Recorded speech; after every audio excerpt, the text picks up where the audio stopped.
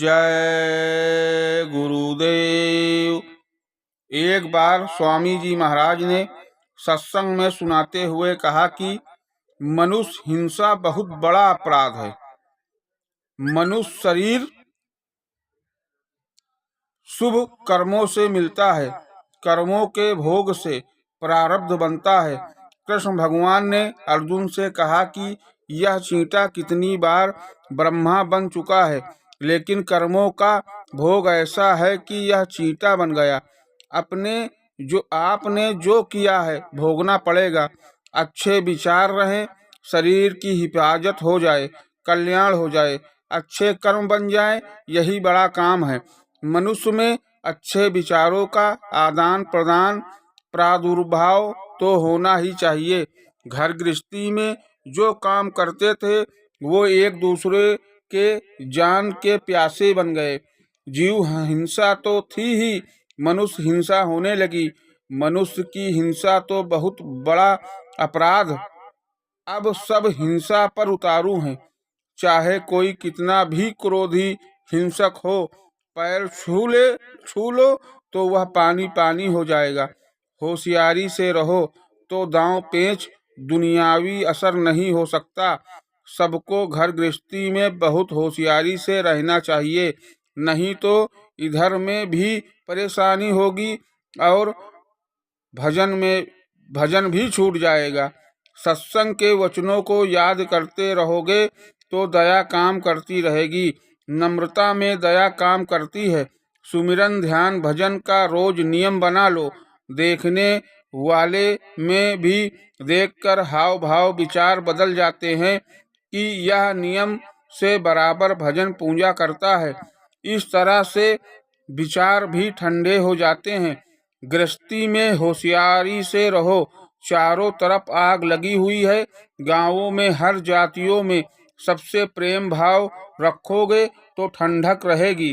ठंडक सभी चाहते हैं, अभी ठंडक नहीं है, विचारों में गर्मी है। दरवाजे पर जाकर तकलीफ पूछ लिया तो पिघल जाता है। बड़े बड़े लोग चोर डाकू बदल जाएंगे। कोई ना कोई झुकने का स्थान देवी देवताओं का, महात्माओं का होता है। सत्संग सुनकर नाम दान लो और रोज रोज ध्यान भजन और सुमिरन करो। ऐसा नहीं कि आज किया और फिर भूल गए। 5-10 वर्ष बाद हमेशा 5-10 वर्ष बाद होश आएगा तो समय निकल जाएगा, चला जाएगा। दवा खाकर परहेज करो तब काम करेगी। सत्संग सुनकर करने की इच्छा जागती है।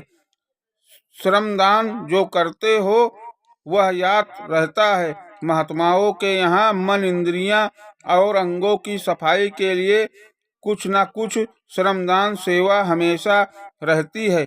घर में ताने के वचन कड़वे लगते हैं, भजन में ताकत है, शक्ति है, पर पड़ोस में संभल कर चुप्पी साध कर अपने काम में भजन में लगे रहना चाहिए, नहीं तो आफत है। थोड़ा समझकर करने में खराब समय निकल जाता है। हर तरफ आग लगी है, अपने को आग में गिरने का समय ही नहीं देना। भजन में घर गृहस्थ में ही समय देना है। पति कोई बात कहकर चला जाए तो उत्तर नहीं देना, चुप रहना। चुप्पी से वह नरम हो जाएगा। जवाब मत दो। घर गांव में प्रेम भाव से किसी को कोई मौका नहीं मिलता। सब लोग सज्जन कहेंगे। तुमको अपनी अच्छाई में रहना चाहिए। मालिक की दया का भरोसा रखोगे तो सब काम हो जाएंगे। विश्वास खत्म कर दिया तो रोओगे, चिल्लाओगे, कुछ नहीं होगा। उसी में जो अमीर हैं वो तुमसे भी ज्यादा दुखी। कर्ज लेकर खाया, अमीर बना रहा, अब रो रहा है। गहराई से सुनो, समझो। हमेशा अपने नीचे वाले को देखो कि वह भी बाल बच्चों के साथ रहता है, गुजर कर रहा है। हर काम में जो भी करते हो भजन करने लगो तो सब हो जाए। विश्वास रखोगे तो दया हो जाएगी। सब लोग सत्संग में अपने बच्चों को लाया करो। बच्चों को ले आओ तो अच्छे संस्कार पड़ेंगे। खराब सोहबत में सभी कुछ बिगड़ गया। अच्छी आदत बन जाए तो ठीक रहे। संसार बनाने के लिए भजन करो। जो लोग भोगते हो भजन करो तो वह भी मिले, भजन भी नहीं और ये भी नहीं मिला। भजन करते रहते तो ये भी हो जाता, कलेश कष्ट चले जाते। यह समय मलिन चल रहा है। धीरे धीरे सारी व्यवस्थाएं आपकी, वह घर की हो, समाज की हो, काम रोजगार की हो, देश की हो, सब बिगड़ती चली जा रही है और सबका गंदा चिंतन हो रहा है, शुद्ध चिंतन नहीं हो रहा है। जड़ चीजों का आधार सब लोग बनाते चले जा रहे हैं। खास कारण ये है कि अपने ऊपर किसी को विश्वास ही नहीं रहा। जो प्रारब्ध में मिला है उसे तो भोगना ही होगा। दूसरों पर कैसे विश्वास करोगे? आप बराबर आप विश्वास की बुद्धि, मन और चित्त से डामाडोल रहते हो, उसी से गिरते पड़ते रहते हो। स्वास्थ्य का विश्वास है, इसलिए प्रेम खत्म हो गया है। अब जब तक अच्छे लोगों का साथ नहीं होगा, अच्छे विचार नहीं बनेंगे, अच्छी आदतें नहीं आएंगी, अच्छा समाज नहीं बनेगा मिलेगा। बुरे लोगों का साथ रहेगा, बुरी आदतें रहेंगी। बुरे विचार रहेंगे तो बुरे कर्म रहेंगे। बुरे कर्म करना, बुराइयां देखना, बुराइयां सुनना, ये सब अशुभ कर्म हैं। इसलिए महापुरुषों ने कहा कि हमेशा अच्छे लोगों का साथ करना चाहिए, जिससे अच्छे विचार हों, अच्छी आदतें बने, अच्छी सोच बने, अच्छा समाज बने। कर्म करने का अधिकार सबको मिला है, पर फल भोगना तो पड़ेगा ही। बुरे कर्मों का फल क्या होगा? नरकों और 84 में यातनाएं भोगनी पड़ेंगी। अच्छे कर्म करोगे, सुख और शांति मिलेगी।